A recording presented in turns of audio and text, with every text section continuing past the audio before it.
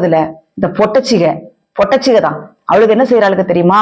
பலிபீடத்துல ஏறி ஆபாசமான துணிகளை போட்டுக்கொண்டு ஃபுல் மேக்கப்பை பண்ணிக்கொண்டு கிறிஸ்தவ பெண் பிள்ளைகளை சீர்குலைத்துக் கொண்டிருக்கிறார்கள். இவளுக்கெல்லாம் பெண் ஊழியக்காரிகளாம், வேசித்தனம் பண்ற ஊழியக்காரனுங்க. இவனை என்ன பண்றானுங்க அப்படின்னா, பலிபீடத்துல ஏறி நின்று கர்த்தருடைய நாமத்தை சொல்லி பொய் தீர்க்க தரிசனம், பொய்யான கர்த்தருடைய வார்த்தைகளை சொல்லி கர்த்தருடைய பிள்ளைகளை, தேவனுடைய ஜனங்களை வஞ்சிக்கிறார்கள். இப்படிப்பட்டவர்களுக்கெல்லாம் வரும் ஆக்கனை திருப்பு பயங்கரமா இருக்கும். வாலிப பிள்ளைகளை எப்படி இது கண்ணி வைக்கிறான்னா, இந்த தலைமுடி வெட்டுறதுல ஒரு ஒழுக்கம், ஒரு கண்ணியம், ஒரு கட்டுப்பாடு வேண்டும். அந்த கட்டுப்பாடை இழக்க செய்கிறான். ஆடை அலங்காரத்தில் கட்டுப்பாடை இழக்க செய்கிறான். இன்டர்நெட்ல கட்டுப்பாடை இழக்க செய்கிறான்.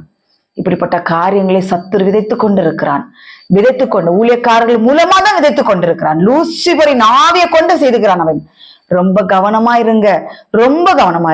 இன்னைக்கு நான் சொல்றேன், உலகத்தில் நடக்கிற ஒவ்வொரு காரியங்களையும் பார்த்து கொண்டிருக்கிறீங்க. நிலநடுக்கங்கள், பஞ்சங்கள், கொள்ளை நோய்கள், 3ஆம் உலக யுத்தம் வரப்போகுதுன்னு சொல்றாங்க. இப்படிப்பட்ட காரியங்கள் எல்லாம் தேசத்தில் நடந்து கொண்டிருக்கிறது. இன்னும் உணர்வு இல்லாம இருக்கிறீங்களா?